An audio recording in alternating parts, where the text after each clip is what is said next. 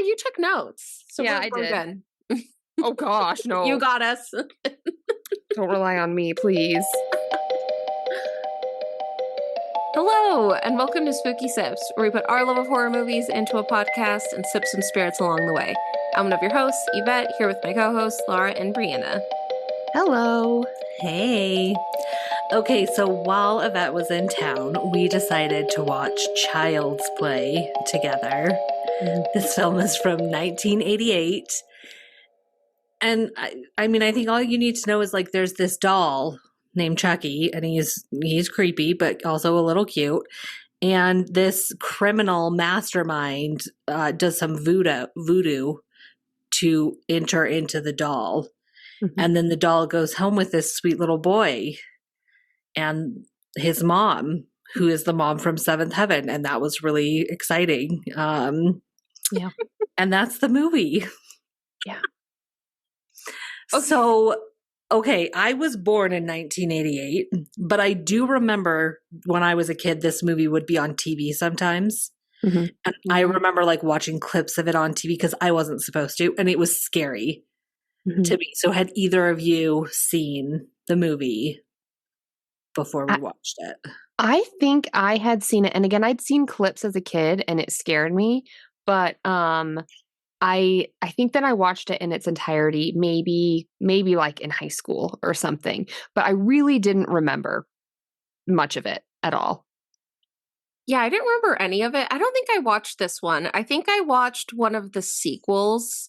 I think I may have watched Bride of Chucky because I remember her. So, I think that's probably the one I watched, and then haven't watched any of the other ones. Mm-hmm. Well, because I forgot that it wasn't even called Chucky. Like I thought the movie was called Chucky, but it's not. It's called Child's Play. So, yeah. I do think, honestly, I think they should have just called it Chucky. Child's Play is such a random name. Right. Right. And then all the sequels were Chucky based. So yeah, no, but yeah, the movie is actually called Child's Play. And I have to say, I don't know if it's just because we were all together. That's probably more of it than the actual movie. But I had so much fun watching this movie. Like it was funny. It was quirky. It wasn't really scary. But it was just a good time. Like I wouldn't know if I'd call it a horror movie now, but it was just a good time. I was so surprised because I was just expecting like the worst. Yeah. And I loved watching this movie. Yeah. I had a freaking blast. It was fun. No, it was really fun. Maybe part of it is because we were all together, but it was like it was a fun movie. And honestly, pretty well done. Like the Chucky doll character was like very well executed, which I had kind of a low bar. I was like, oh, it's from the 80s. Who knows what they were able to pull off? But it looked really good. It did. It looked good. Because I mean, I have to be honest, the last couple of movies I have not super loved watching, like Hellraiser and It. Like I don't know why I really don't like It. Like I don't know what my beef is. I'll ask my therapist if she knows. You're still not over it. But like, so I was kind of like, oh man, another shitty movie. Like, but no, I loved it. So I was wrong. It was so good.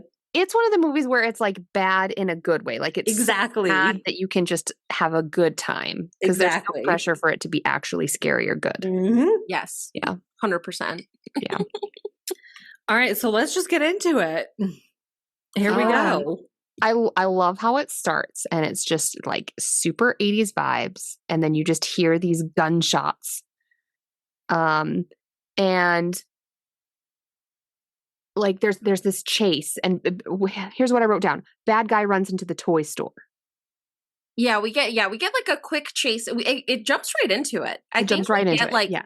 Directed by like the director, and then that's it, which I liked because I feel like some of the other 80s movies we've watched have the longest intro credits where like, and I've come to expect it, so it's fine. But like this one, it jumps right in. You get like a chase, you get a cop chasing a bad guy. And then so intentional about the kids store, the toy store. Yes. Like I think he knew he had a vision in mind.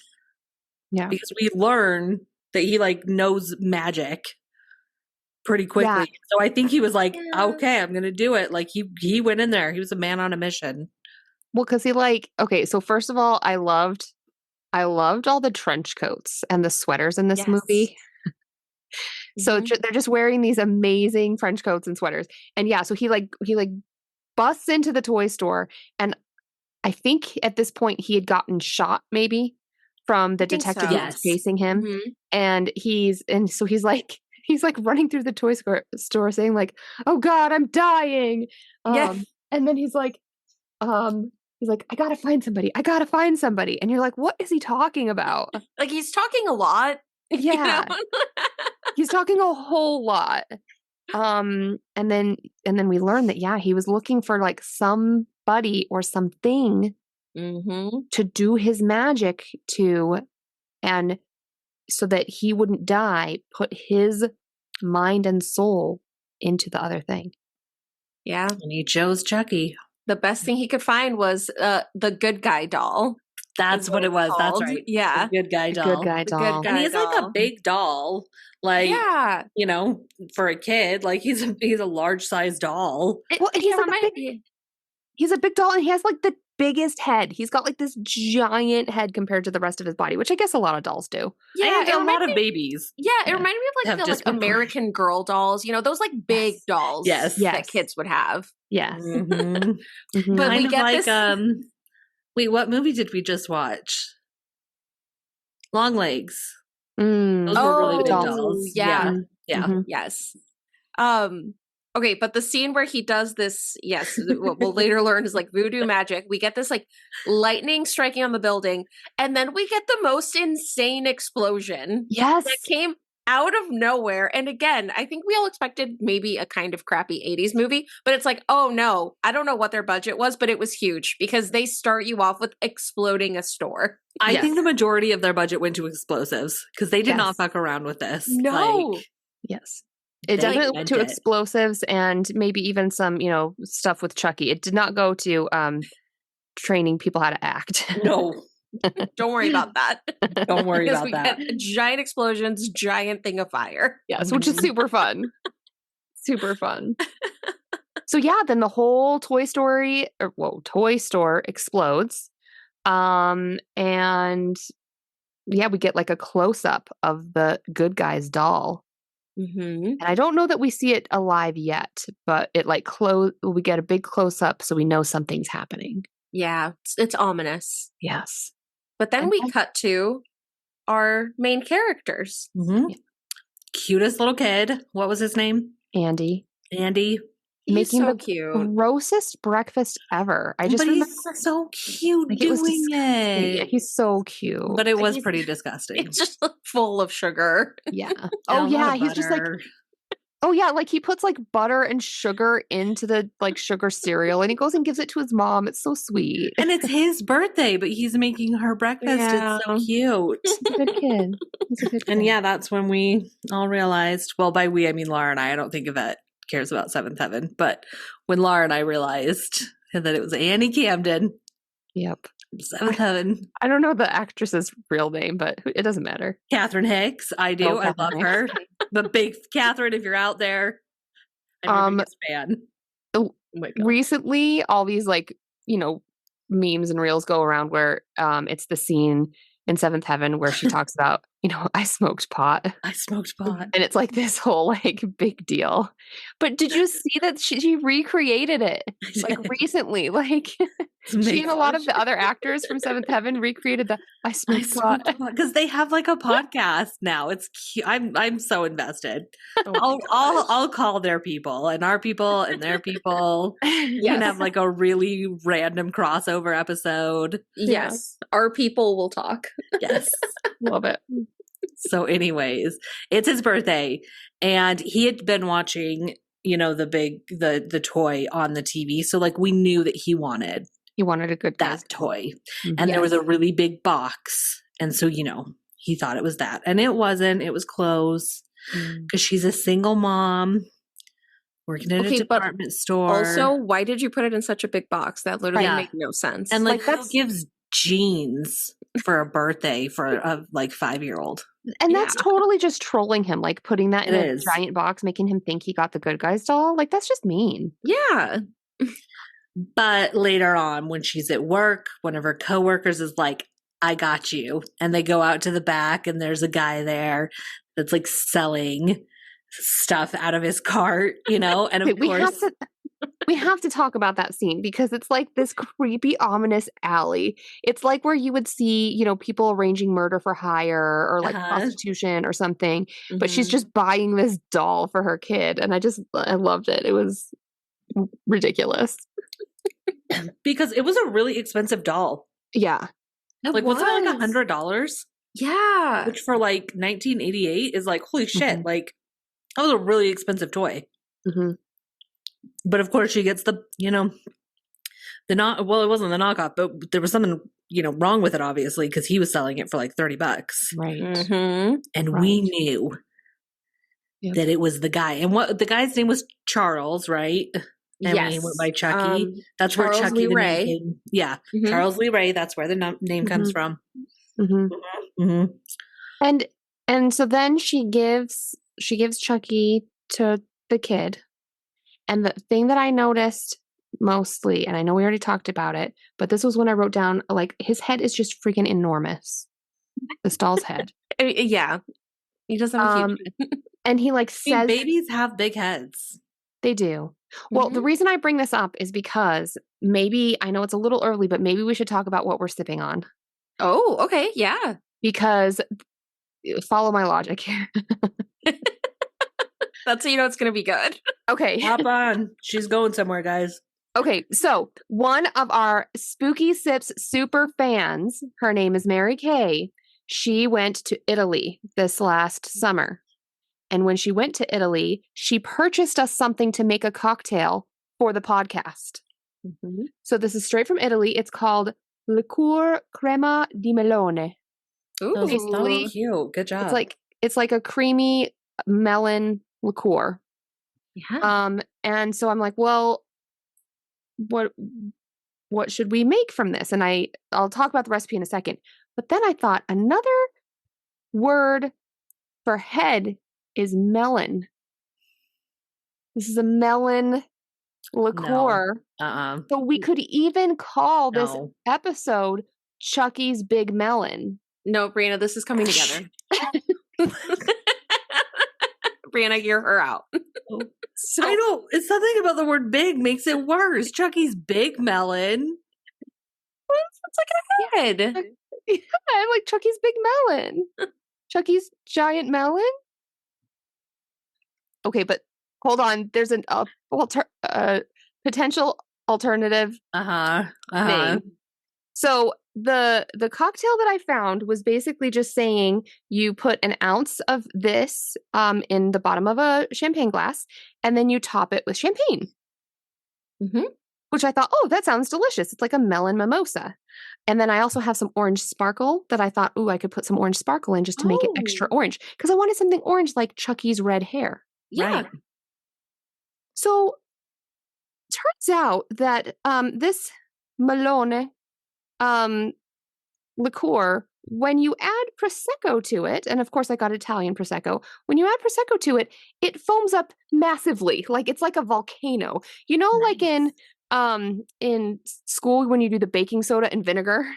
Yeah. It's kind of like that. So I don't know who was trolling me with this recipe. It ended up where you can kind of like have the foam go down a bit and then you can kind of add some more champagne. It ends up working. But the other surprising thing that I was not expecting is how it curdled. Curdled? So I ended up with this like separated curdled type melon and champagne. So as this drink is a bit chunky, I thought we could also call the episode Chunky Chucky. That's it. Laura is naming our episode. Somehow that's a bigger stretch of our days. So either way, I think we have a winner here. No, we're doing Chucky's Big Melon, but we're going to do melon in Italian because it's Melone. Yeah. Mm-hmm. So it the melon liqueur is like super, super sweet. So at first, a full ounce and then just the teaspoon of champagne that did not overflow from the glass. It was way too sweet. But it's actually kind of good. All right. Cocktail. So we're going to have to take your word for it. I mean, if you can get past the chunks. Well, yeah. I feel like maybe someone was messing with you with this recipe. Like, are you not supposed to combine them? Well, that's what it said to do. Did you like need to shake it before? No, gosh, no, that would be even worse. No. Sorry, not the champagne. The melone. No, the melone is just it's fine. It's not separated or anything. I will say though, the glitter, the edible glitter, it dissolved a bit of the foam to make it a little bit more palatable. Okay. Well, science experiment at home, at your own discretion. Yeah, maybe then, mix it in the sink, maybe, But then as I was realizing, because I'm not always the one that in fact, I'm usually not the one that makes the cocktails and takes the drinks because I'm not very good at it. But then I got excited because my childhood doll is a Cabbage Patch doll with red hair. And so she's in the background of the pictures. I'm really excited. She's also in the background of this episode. Yes. Laura has been just holding her in her lap. Yep. For an hour. I put a scrunchie in her hair because I thought, she needed one. Uh-huh. Yeah, it's really this cute. thing has seen better days. Like she is like eaten by like dogs, and she's it's like Chucky by the end of the movie. Honestly, she really is like Chucky by the end of the movie. Yeah. So anyway, my little Molly Dolly. That's what I call her. She's chilling. So now, because the melon was a little too sweet for me, I think I need to find an alternative drink. Now, my husband has just poured straight champagne into the empty glass, but the curdles persist, guys. There's just chunks floating around in here. Maybe I should mix this with champagne. I think it defeats the purpose, but no, it doesn't. Yeah. Anyways. All right. Well. So yeah, okay, it's cute. Fast forward through, some unimportant stuff, and he's got his little doll. Yes. He's got his little friend, and he's very excited. And he got like a little toolkit with it. Yes. And it's very exciting. Yes. And then the mom has to work because her boss is a jerk. Yeah, like she got a couple hours off, but then she had to go back and go to work. So her friend is going to be watching Andy for Aunt Maggie. Yeah, Aunt Maggie. And so far, like, there's nothing wrong. We things are cool. We hear Andy talking to Chucky a lot, but like that's a very normal thing for kids to do. Yeah. And honestly, I think it's like the first half of the movie, you really don't see the Chucky doll alive. Like he's in scenes, obviously you see the doll, but he's not active. Mm-hmm. Yeah, so he's just a regular doll. But we do, though, hear the little pitter-patter. Oh, yes. Oh, I forgot about the little pitter-patters. The little pitter-patter. See, this is the part of this movie that I love. It's just this juxtaposition of this cuteness with these, like the way Chucky runs with his cute little legs. Like, but then his deep, horrific, evil voice and obviously his actions. Like, it's like all the cuteness and all of the just like absolute devilishness just combined into one, and I'm there for it. Yeah. Yeah, we see his cute little feet.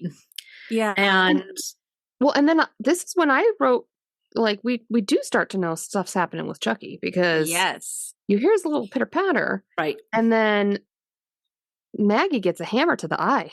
Yeah. Quickly. Yeah. Not only did she get a hammer to the eye, then she's pushed out the window from the, I don't even know what story.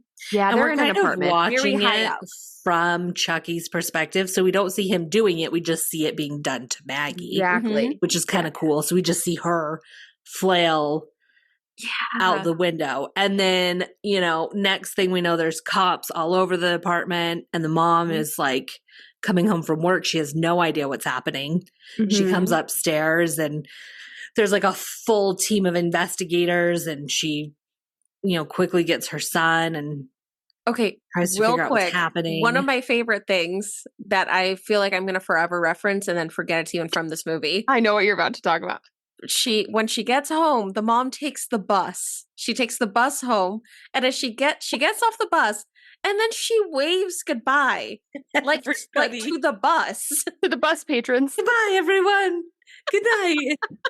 You guys, we're gonna have to start doing that. I want to do it the next time I get off a plane. Oh, yes. I'm coming to Oregon this weekend. Bye, everyone. Thanks. Goodbye. Have a great night. Oh my gosh, it was so funny. Yeah, that was amazing. Made no sense. I was like, why is she doing that? Yeah, that's not something people do.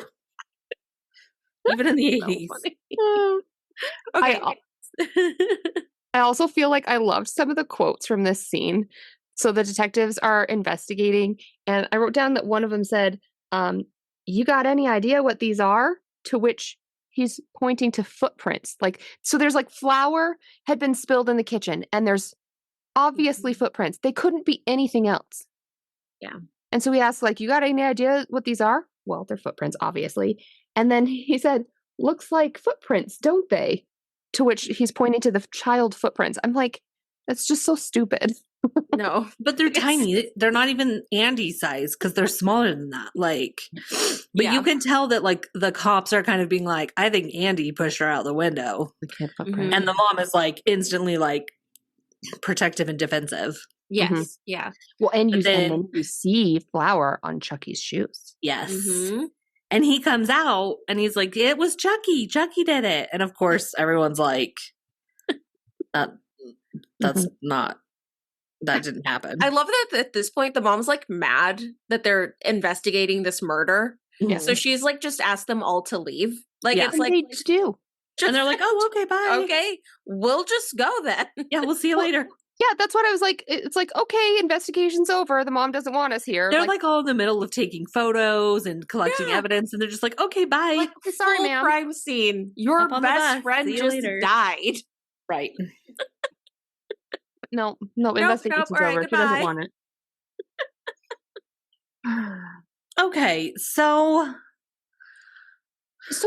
at one point I wrote down this quote, and I don't know who said it. Aunt Maggie's a real bitch and got what she deserved. Andy. Does Andy say that? Cute little baby Andy. Said that. Because he's trying to tell his mom that Chucky told him that. Yes. Mm-hmm. In the making of Chucky movie, it was cute because they're interviewing all the actors, and the actor that played Andy said that when he auditioned, that's one of the lines that they had him read. But he felt so uncomfortable saying it that he kept telling them that he forgot the line. So he would get there and he'd be like, oh wait, I forgot, what was this line? And so he did it twice. And then the third time they're like, okay, this is the line. And he's like, okay, I lied. I didn't forget. I just don't feel comfortable saying it. But he was like, I don't know, maybe I just did such a good job acting I forgot that they were like, okay, he can act. Right. True. That's a good. He still got the job. That's so cute. So cute. Because how old was he? Do you know how old the actor was? Dude, he had little, right? Yeah, he had to be 5 or 6. I'm very bad at telling child ages. I don't know if we've talked about that on the podcast, but I would guess 5. Because you can't. There's not as much of a range where you can lie. Right. Once kids start aging. It blows my mind when you find out a 16-year-old is played by a 50-year-old, but you can't do that with little kids, in Carrie. Right. Those high schoolers. In their mid-40s. That were grandmothers. Yeah.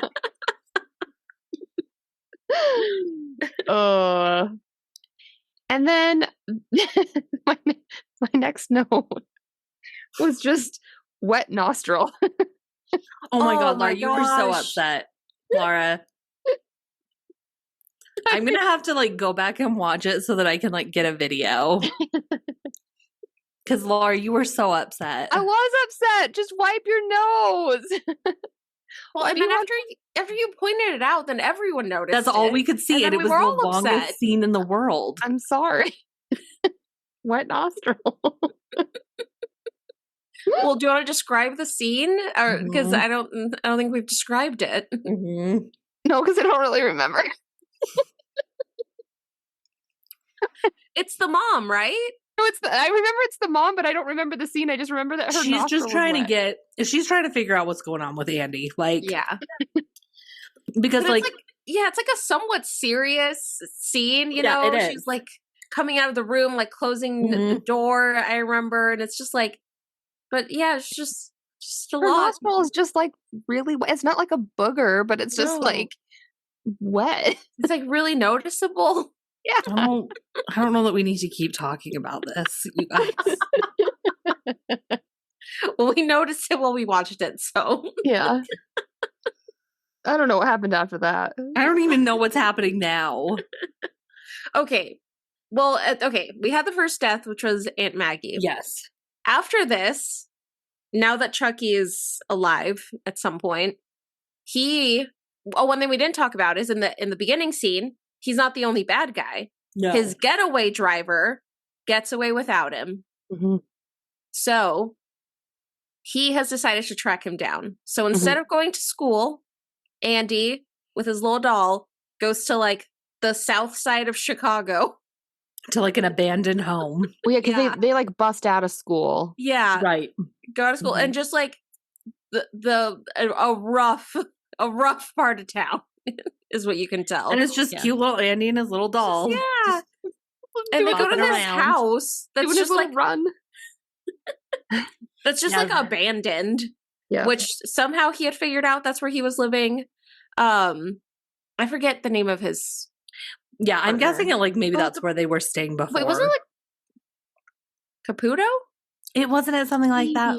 Yeah. Yeah, something. We're gonna call him that. Caputo. So yeah, he's like there hiding out. And so what Chucky decides to do is go turn the gas stove on and blow out the flame. The little trickster. Mm-hmm. And so we get a little Andy. Yeah. So Caputo hears someone. So he's like looking through the house and he has a gun.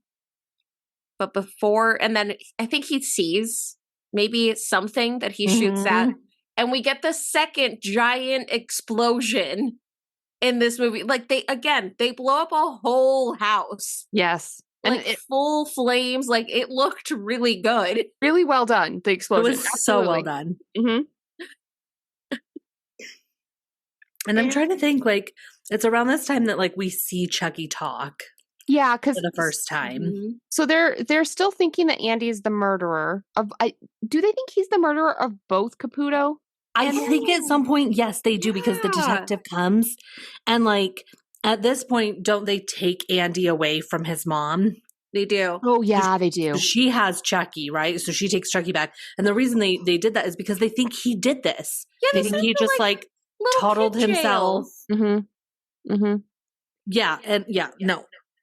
And is this when we get like the kind of fight with the mom and Chucky? Like yes, because a bit of a struggle. Yes, because like he shows himself to her relatively soon. And she discovers he has no batteries. Right. Yes. There are no batteries in this. Because they were still in the box. Yes. And she opens his back. That was the original name of this movie, was going to be Batteries Not Included. But then they found out that Steven Spielberg was making a movie by the same name. So couldn't use that one. I like that name. Wait, there's another movie called Batteries Not Included? Right? I was like, well, I've never heard of it. So, or at least the name was purchased. They may not have ever, you know, didn't do well. Clearly, if it wasn't right. Now I'm looking it up. So, because then this is when we get like, so when he's struggling with the mom, this is when we get. It is a movie. It is a movie. Oh, it's a 1987 movie. Mm-hmm. Does it look any good? Is it horror? I see a lot of old people. It's like a family sci-fi movie. Huh. And there's flying saucers, and because it's a diner. I don't know. Anyways, we digress. All right. Okay, so anyway, that's why it wasn't called that. But right. Back to Child's Play. This is when we get the epic, iconic scene of where Chucky says to her, "Hi, I'm Chucky. Wanna play?" And then his head turns backwards. Mm-hmm. So good. I remember that part freaked me out as a kid. Because that'd be terrifying. Yeah. Honestly. Yeah. So yeah, at this point, Chucky runs away. And this is where we learn where Chucky learned how to do this little trick. He goes to the voodoo doctor. Mm-hmm. Because he's trying to figure out what to do, right? I think he's trying to figure out how he can get into a body. Yeah, like, how do I get out of a doll? Something, yeah. So he finds his voodoo doctor and then threatens him with a voodoo doll.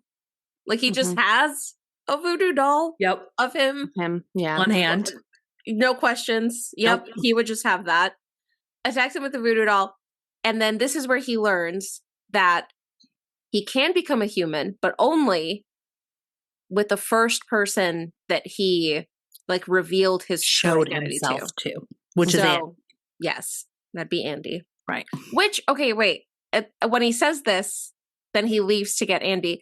And he says a comment like, oh, I have a date with a 6-year-old or something. Yes. They used that line twice. Yeah, twice they made a joke about dating a child. They used it multiple times. Why did they? Because Aunt Maggie uses the same thing. Yep. Oh, yeah, because she has like a hot date tonight. Yeah. And it's like, well, okay. Maybe why would you make that joke twice? I remember we all were like, wait, but did they just use that again? Yeah, they did. And I don't know why. It's very uncomfortable. No, I hate it. It was unnecessary. There was no reason for it. Yeah. So he kills the voodoo doctor, I think, before he leaves. Oh, no, wait, maybe he doesn't die. He stabs him.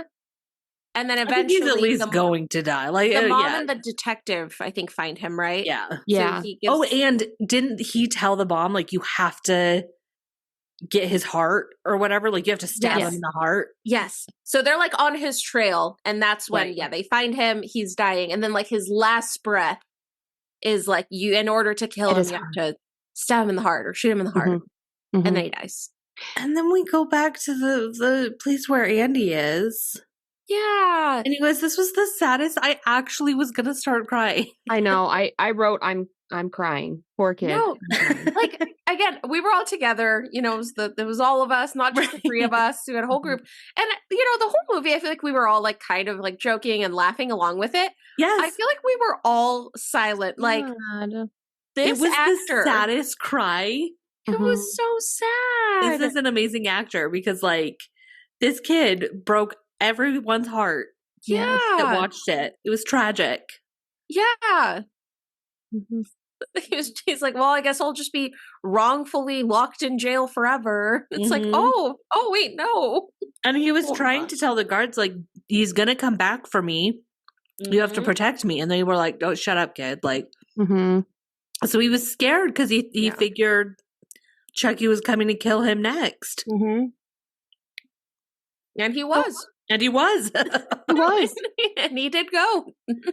Because then the next step I had was be a doctor in this jail. Yes. So right. I feel like we've missed one key scene. And so correct me if I'm wrong, but so before even there's the death of the doctor guy, after Chucky and the mom are in their battle, he like goes away and there's this scene of like, so the mom is trying to tell the cop what happened and the cop freaking hates her. He doesn't believe her and he's just so mean to her and rude to her all the time. But then he was just kind of rude to everybody. Really mean. Yeah. He like totally hates the mom. But then so she's on the hunt for Chucky. Like she's searching for Chucky. And I just feel this is important because we need to talk about the montage of her going to all of the homeless people. Oh my God, I forgot about this. There's the montage of her going around to all the people and she's like asking them, have you seen Chucky? Laura, I totally forgot. It's like a 3-minute long scene of her like just harassing all these people that are just trying to like stay warm. Amazing. And she's doing all this weird like pantomiming where it's like, just talk to them. Right. No, because she can't because it's a montage. There's music. No, there's so much, you guys. I completely forgot about that.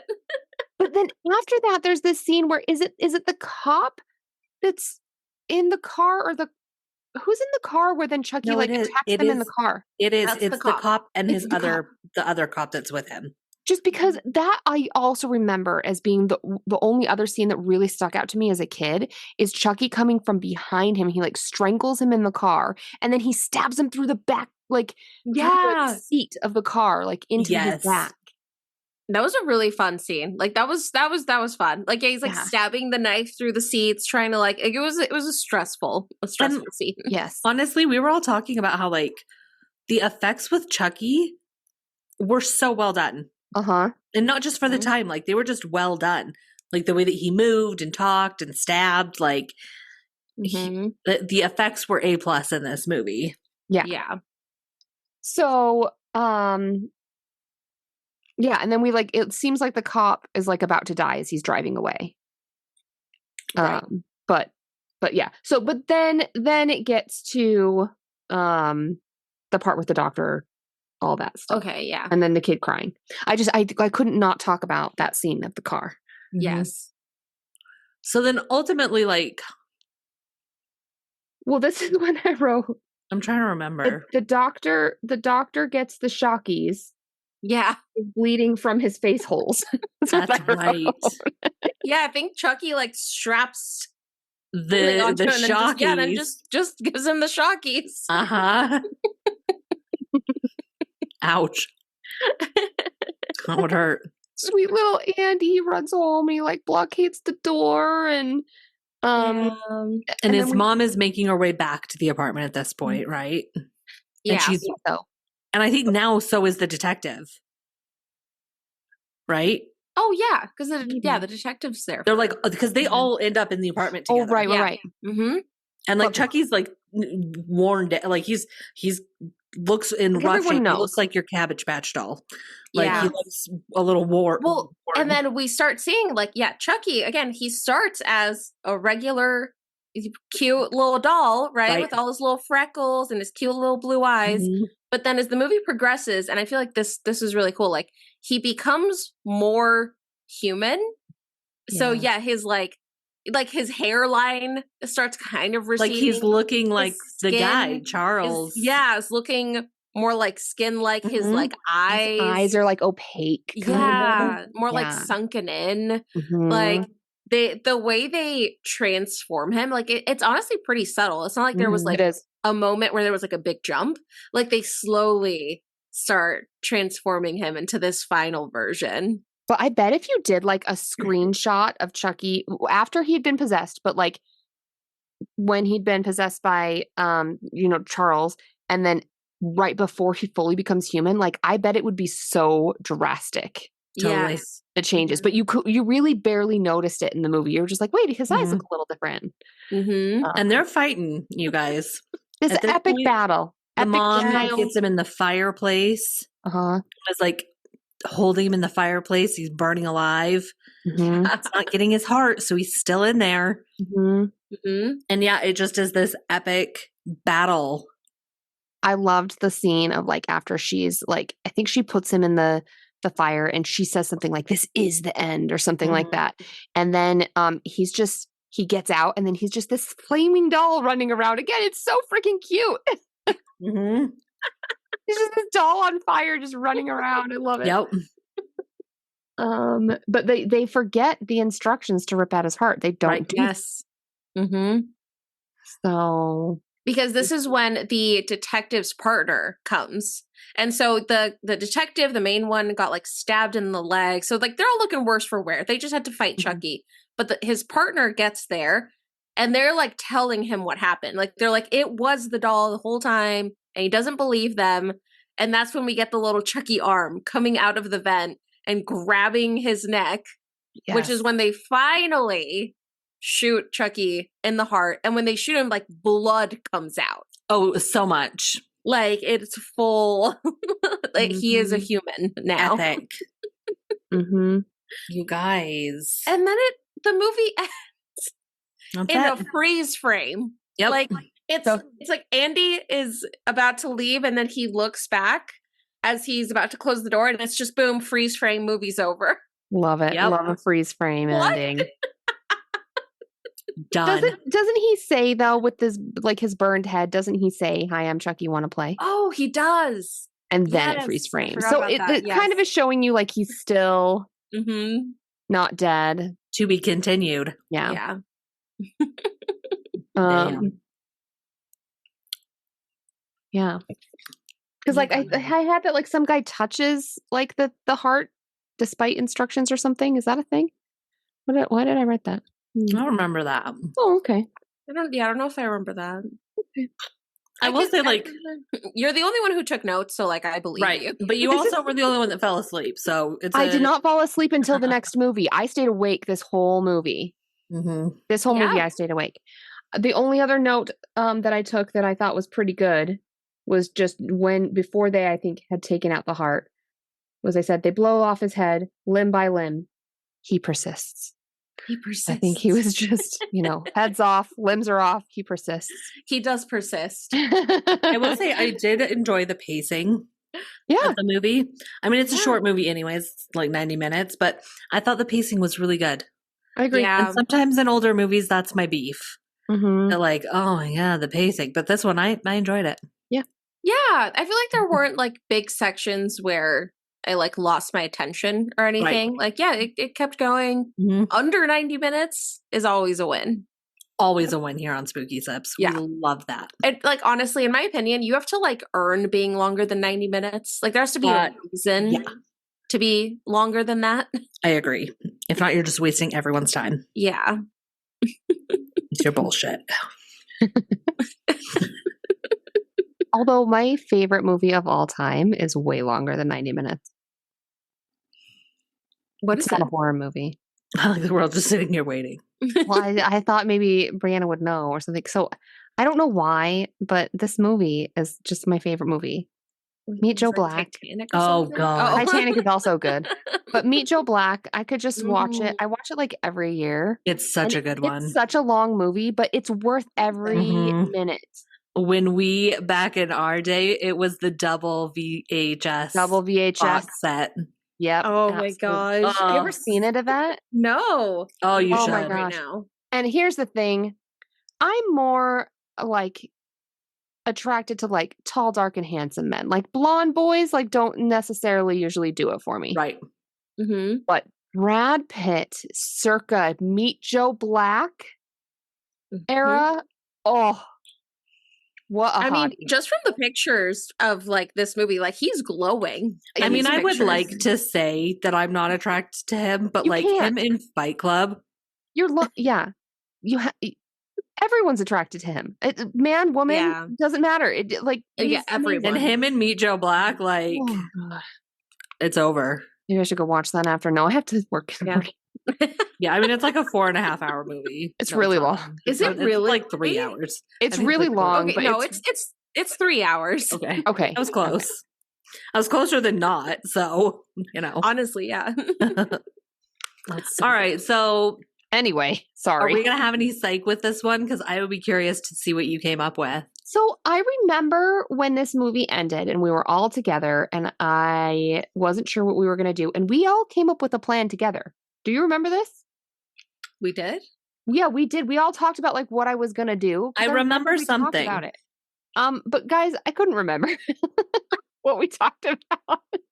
You wrote it down. We all talked about it. Well, yeah, you were the note taker. Well, I was hoping you wrote it down. The things that I wrote down is what I did, but I don't think that's what we all discussed. So I wrote down childhood trauma. I mean, that's always a good one. A real light topic. Also, attachment to dolls. Oh, see, that's something. Oh, wait. Okay, we kind of talked about imaginary friends, but like we talked about that in The Shining. Right. And so I remember that, like I remember talking about that and saying, oh, well, we kind of covered that already. Yeah. Okay. So, just remember everyone. What? She's not a real doctor, but these are not real dolls, so it's okay. Thank goodness. I sit here as I'm holding my childhood doll. So this actually brings me to how I'm going to start my segment. So I am currently holding Molly Dolly, Worse for the Wear. She is an original, I believe maybe like 1988. Probably. Cabbage Patch doll.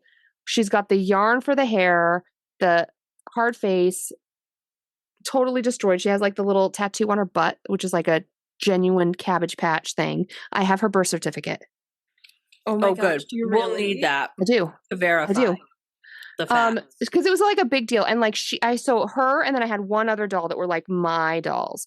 Did you guys have like a childhood stuffed animal or doll or two that was like super important to you? Not really.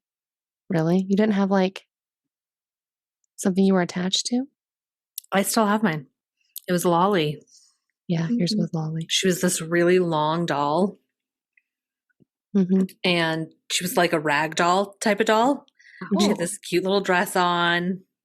Oh my God. Flat. She was a flat. Yeah, she was super flat. It sounds creepy, but it was actually very cute. That does sound really creepy. I wonder if I could find her. Isn't that funny that we had dolls with the same type of name? Molly and Molly. It's almost like maybe I was older and I named mine and you copied me. You know, Laura needs to sometimes prove that she was cooler as a child because I'm obviously the superior. I mean, you are. Adulthood. No, you were always cooler. Even as kids, you were cooler. It's fine. But didn't I also have an imaginary friend named Molly or Lolly? Isn't that where that came from? You had an imaginary friend. I don't remember. No, I think it was. I think that's why I named her Lolly because it was the same as my other friend. So I just doubled up. It was very creative. It's just easier that way. Stealing Laura's toys' names. Just all my dolls were Lolly. All 10 of them were named Lolly. Well, you know what's also funny? My other favorite doll's name, who I was just as close with as this doll, her name is now your pet's name. Did you ever put that together? You know what? I never did, but it's right. It's Penny. Her name was Penny. But she said that her name was Penny. Right? Didn't she talk? Yeah. And didn't she say, hi, my name is Penny? Yeah, but you still named your dog afterwards. No, I know, but I was saying, like, you didn't name her Penny. She named herself Penny. Right. Same as my dog. Still. Penny told me what her name was when I got she said her name was Penny. So she was like, hi, my name is Penny. So I didn't name her. You're copying me yet again. I didn't choose her name either. Your face with Penny, not me. Ladies, this is not family therapy time. We're going to... So let's talk about why do we form attachment to dolls? Mm-hmm. So dolls can be associated with the comfort and care of our parents.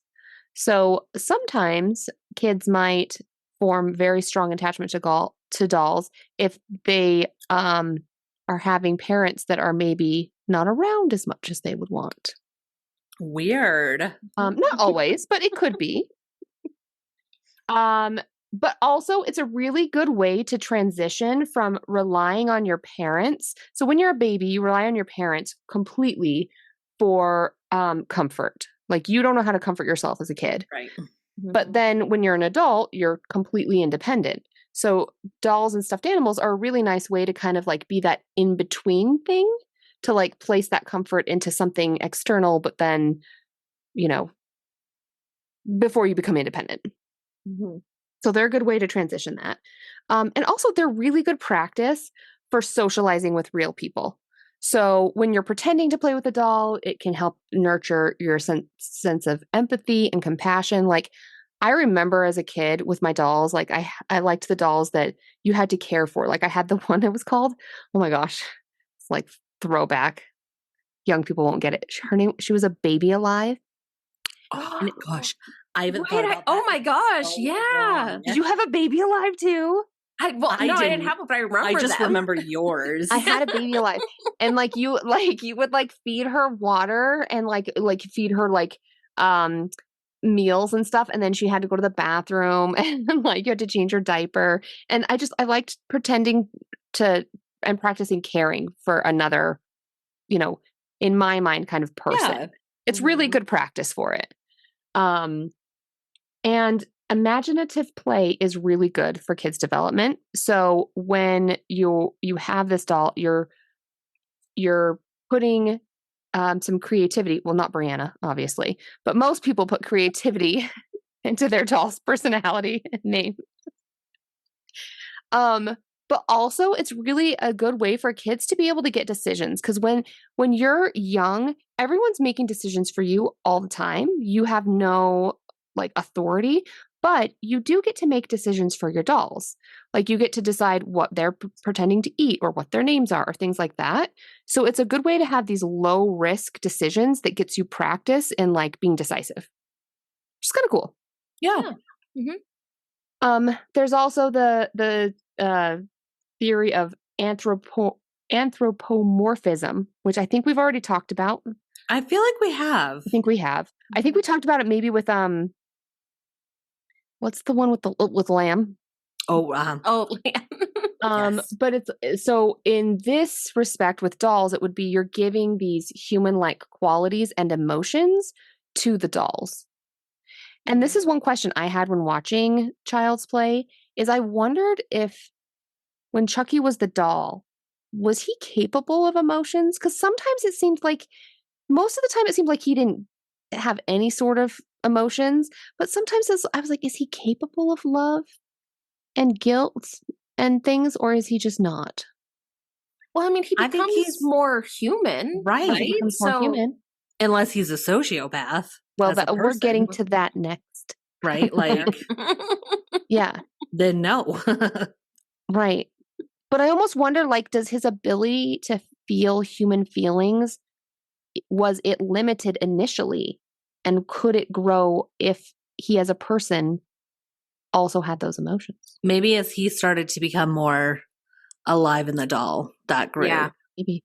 Yeah, I could see that changing throughout. Yeah.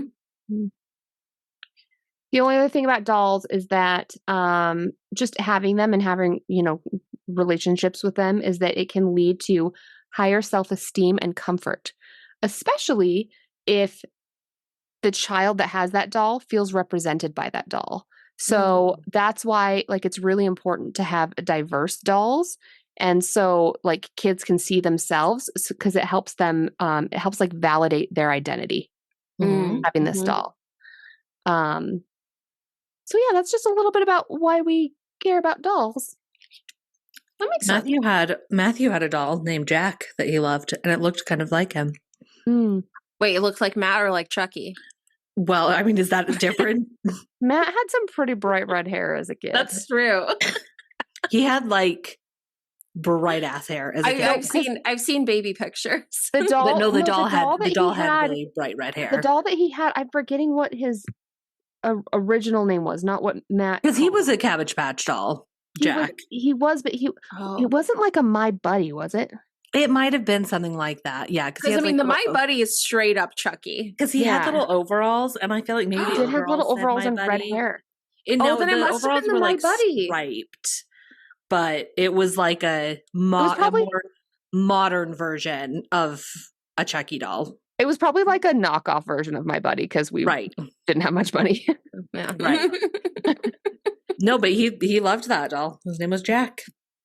Nice. Yeah, I don't really have like dolls that I like felt that attached to. Did you have like a blanket or anything that was like a cozy blanket you can remember? I feel like I had little I feel like nothing that like really stuck with me all of childhood, but I would have like little phases, It's normal. Yeah. So you're not, 40 years old and still carrying around your Cabbage Patch doll. No. In my defense, she was in storage for a long time, and then when I moved into my house, like I took her out, and she's now just in a drawer. Like I don't normally have her out. I just remember. Like you make your bed every morning and you make sure she's on there, just right in the middle.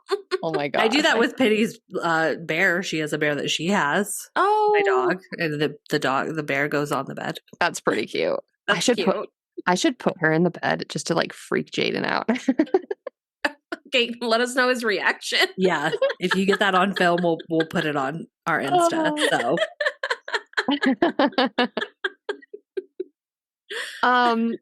so now I think this is going to be kind of like half-assed, but we'll just talk a little bit about, I think, the psychology behind Charles Lee something Ray, aka Chucky.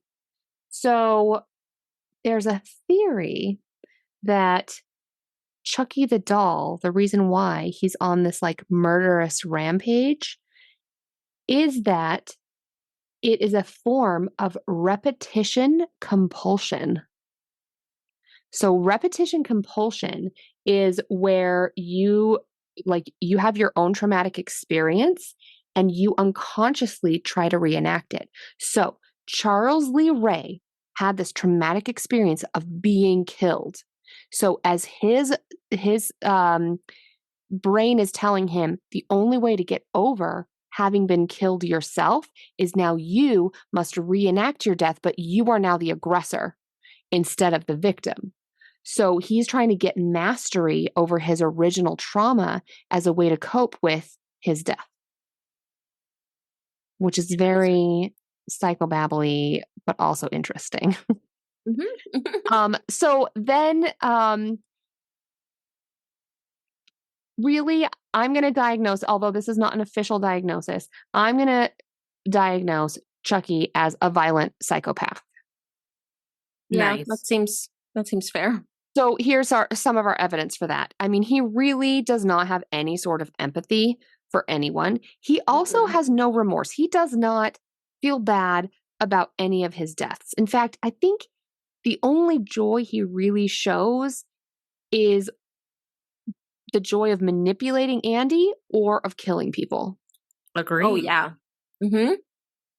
And he really does, like, not only does he manipulate people, but the fact that he does it to Andy, who is just trying to like find a friend and find love, is so sweet. And so the fact that he does it to someone who's just so innocent and really like he could have done it other ways. He didn't need to pull Andy into it. Yeah. Just shows how harsh he is. He also is just impulsive. Like he's just like, oh, I don't like you. I'm just going to murder you. Doesn't matter the consequences. Doesn't matter. Like there really wasn't a reason to kill the aunt. Like he could have just chilled until the next day and then she didn't let him watch the news. Oh, that's right. So I'm sorry. You're right. He was completely justified. Never mind. I want to watch the news. I retract my statement. The 9:00 news. You're right. Also, a classic hallmark of being a psychopath is that you can not only manipulate, but you have this like sense of charm. Like you can kind of like schmooze people. And I think we see this in Chucky just whenever he pretends to be kind of a doll. Like it's just totally obviously an act. But he does this like superficial act of like being this sweet little doll until all of a sudden it's like this old man voice just spewing profanities out of this doll body. And another mark of being a psychopath is grandiosity. And a lot of times this is things like thinking that you're you're the smartest person in the world, or that like you're God, or that you're just the shit and everyone else is beneath you. But how I think it presents in Chucky is his grandiosity is this like sense that he isn't like everyone else and that he doesn't have to die. He's just going to jump from like body to body because he is above all other humans and that he doesn't have to die. He can just keep on living. Once you're like voodooed into the doll, does your life expectancy change once you're not a human? Originally, like once you go into like, could he live forever as a doll? I guess that's interesting because like he does almost age, right, during the movie, and that he becomes more human, right? But I feel like it has to extend his life, right? Because dolls don't age. I mean, look at Molly here. She's not a day over 1.5. Oh, and she looks great. Yeah.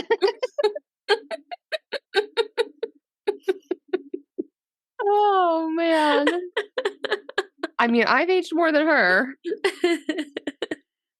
No comment. But yeah, that's an interesting thought. Like, why wouldn't he have just like stayed as a doll? Right? Why did he want to then become human again? Because then he's vulnerable again. Well, so that he could like kill as a human and like probably like, you know, do human things like eat and But like crime is probably easier as a doll. Probably yeah, that's true. A lot easier. Couldn't get the ladies though. Probably not. I mean, The Bride of Chucky. there are sequels. No, that's true. I'm curious I'm comfortable watching that. I don't think I've ever seen the sequels. I'm curious, like what's happening with that. We're not gonna get into that. You're on spooky sips. So, yeah, I just feel like Chucky's very violent. He's very aggressive. Mm-hmm. He has no remorse. Mm-hmm. So he is pretty cut and dry a psychopath. Yeah. And then the only other person I had a little bit of diagnostics for would be Andy. Mm-hmm. Because I would probably say he's going to have some PTSD. But interesting to note, PTSD is different if you're less than 6 years old. There's a whole separate part in the DSM that's like, here's PTSD, and then there's PTSD if you're younger than 6, which he would fall under that category. Oh. Mm-hmm. Honestly, it's the same. Oh. Like, it's the same, but they like specify, like, this is what you do if they're under 6. But I don't... Yeah. Okay. I also think that he could be at risk for some adjustment disorder just because this is happening in a very like crucial time in his childhood, and it might make certain things a little harder for him going forward. Yeah, that seems fair. Mm-hmm. Mm-hmm. That's my psych for tonight. Loves. Nice. Oh my God. Mm-hmm. Well, I can share a few fun facts. Mm-hmm. Try to go through the ones we haven't. Okay, so one, Chucky, right? I feel like we talked about the effects and how they looked pretty good, and so much went into this doll. Like, they had a combination of like animatronics and puppets and then actors in the Chucky costume, which was honestly really surprising because I feel like when other movies do that, where it's like a combination, I've seen this done really poorly. Like, where you can clearly tell, oh, that's a puppet and that's a person, and like that's not even the right size. Like, right. But this movie, I'll speak for myself, but like I didn't really notice like a gap anywhere where it's like, oh, this is clearly something else. So the animatronics were crazy. They had like the face alone, Chucky's face, took 3 people to work. Like one person did just the eye movements, like moving the eyes side to side, blinking, etc., like just controlling the eyes. One person did his brows and his cheeks. Okay. Like, completely separate control.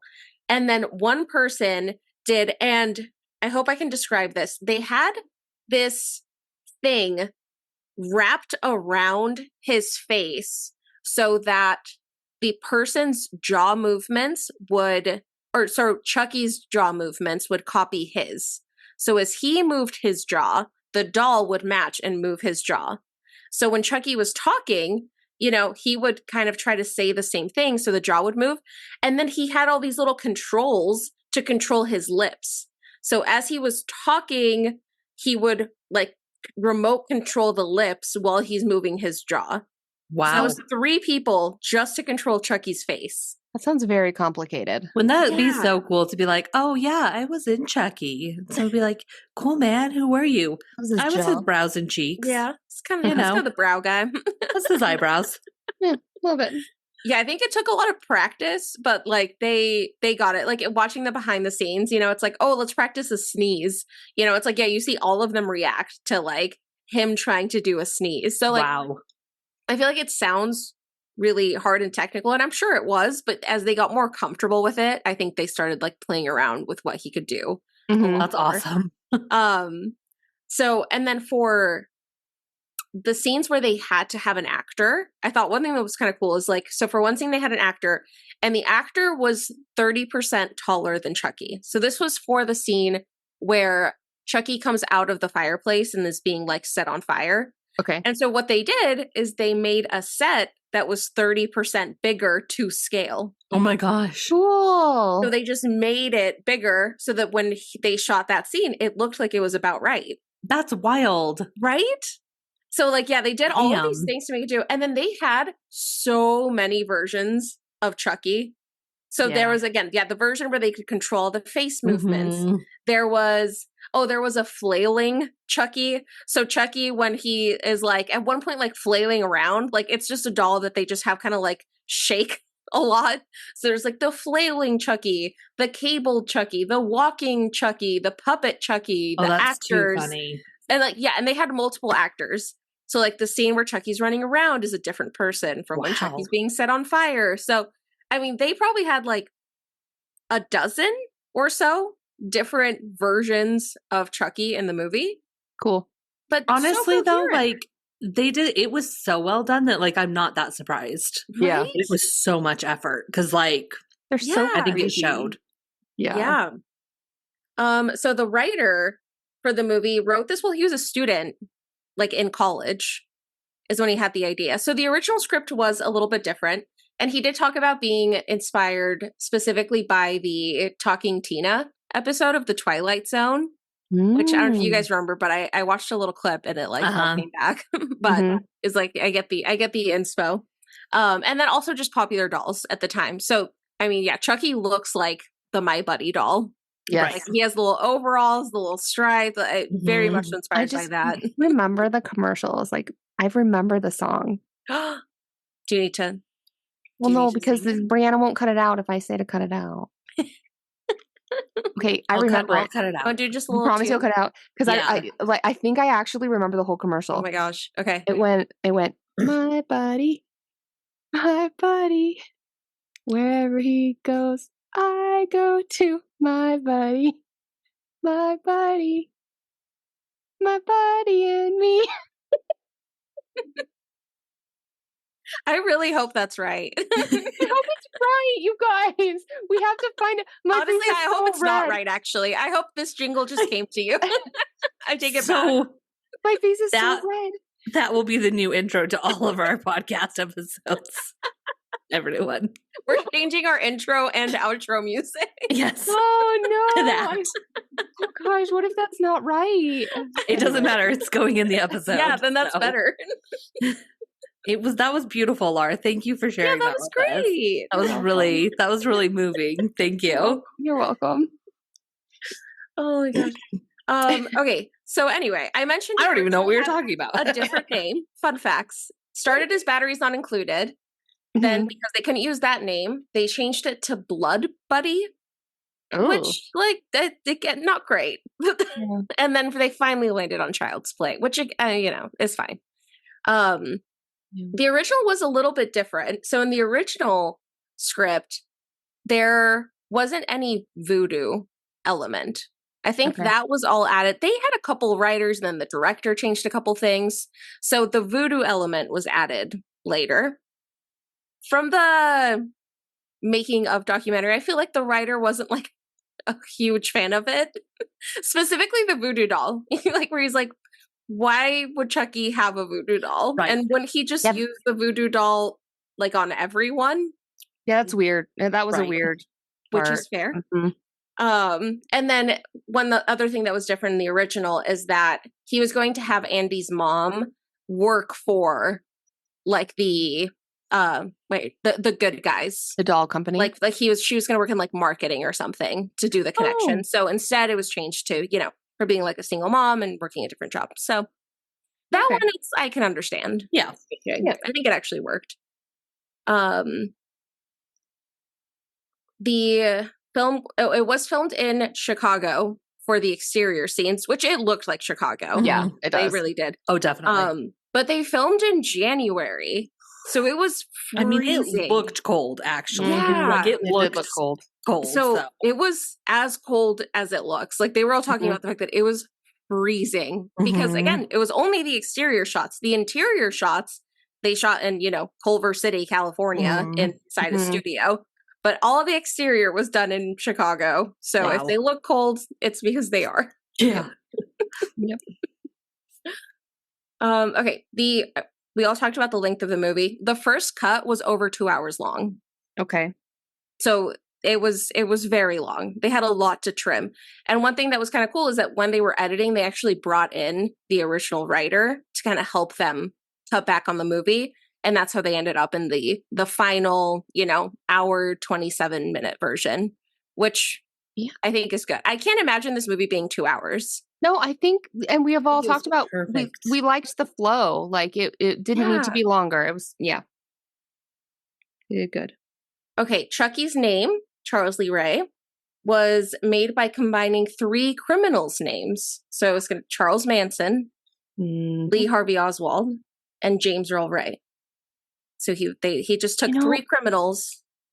When I couldn't think of the name earlier, I wanted to be like Charles Lee Oswald. That's funny. You made the connection. Okay, well.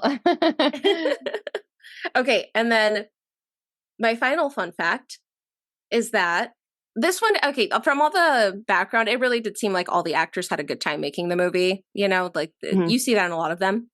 But one thing that was fun is that love was found while making this movie. Catherine Hicks found her still current husband, the Chucky's creator, Kevin Yeager. They met while working on set, married a year later, and they're still together. That's adorable. Right? Cute. That's cute. So can you imagine having a doll to thank? I hope he was at their wedding. Yeah. Right? Just a little Chucky. You know, the flower or the ring bearer. Right? Oh, and okay, one last thing I looked up, just because when we were about to watch this movie, I was trying to think of if I've watched it, and I realized I probably watched the sequel, and that kind of made me wonder, how many movies are there? There are 7 movies. Oh my gosh. Of course. Wait, no, sorry, there are 8 movies, including this one. Oh, okay, so Child's 7. Play. Wow. Yeah, Child's Play 2, Child's Play 3, and then we get Bride of Chucky, Seed of Chucky, Curse of Chucky, Cult of Chucky, and the latest was a remake. So Child's Play came out in 2019. They did a remake. Interesting. One thing that and again, I haven't watched it. Oh, and then sorry, on top of the 8 movies, there's a TV series, which I somehow had not heard of. Yeah, it has 3 seasons. Interesting. Yeah. So it's a whole TV show. One thing that I thought was kind of cool, though, with all the movies, except for this most recent remake, apparently everything is canon. So, like, if you're like, oh, what's the chronological order? It's the order that it came out. Oh, and that's then cool. Everything that happens in all the movies, like, that's kind of rare, actually. Yeah. Yeah. That's not usually with all these the sequels, case. they'll do some, like, crazy mix-ups and, you know, go against prequels the first ones. And yeah. Right. No, this one, everything is canon and it all comes in order, except for the very last one. Nice. Yeah. Well, there you go. Did you say one of them was Seed of Chucky? Yes. Gross. Yep. We get Bride of Chucky followed by Seed of Chucky. Gross. At least they were married. Yeah, I guess. I guess so, you know. Okay, so here on Spooky Sips, we don't give stars, we give sips. So I'm going to be interested to see where we're all at. But how many sips out of 5 do you give this? I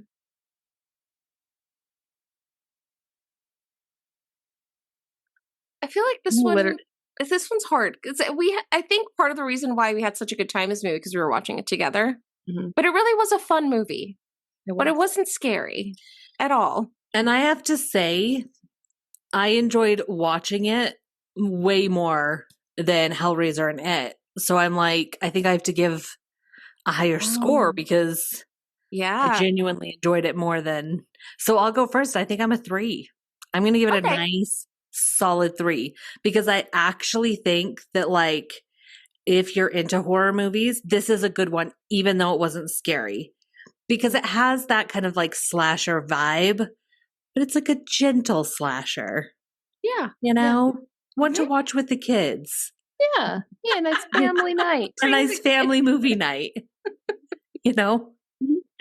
So yeah, I'm a 3. Okay. I think I'm also a 3. I feel like, I wish it was scarier. It's not my normal style of horror movie, but I had such a fun time watching this movie. So, I also give it a 3. Okay, I think I'm just going to round us out and also go with the 3. Because for half a second, I thought about giving it like a 2.75 or something for not being scary. but it feels wrong to give it less than a 3. Like that feels wrong. I think it's a fun, and honestly, this is a really fun one to watch in the fall. Like this is going to get you in the spooky spirit, but it's not too much heavy or anything. Yeah, not heavy, really fun. So yeah, I think it's a 3. Nice. It's been a minute since we've had one unanimous. I know. Yeah, it has been a minute. I love it. Okay, so this episode was the start to our weekly episodes in October because we like to give you an episode a week in October in honor of Happy October, sippers. So happy October, sippers. So next week we will be watching Stop Motion. It's a 2023 movie. None of us have seen it yet. Nope. So if you haven't watched it, get watching, get sipping. And Laura, would you like to take us out by song tonight? No, you got your song for the night. Okay, well then bye. Bye. Thank you for listening to Spooky Sips. If you enjoyed this episode, don't forget to rate, review, and subscribe wherever you're listening. To stay up to date on all the spooky things we're up to, follow us on Facebook and Instagram at SpookySips_podcast. And if you want to help support the podcast, consider buying us a coffee, or really a cocktail. We are completely independent, so every little bit goes a long way to keeping our podcast running and improving. Thanks again for listening, and we'll see you in 2 weeks.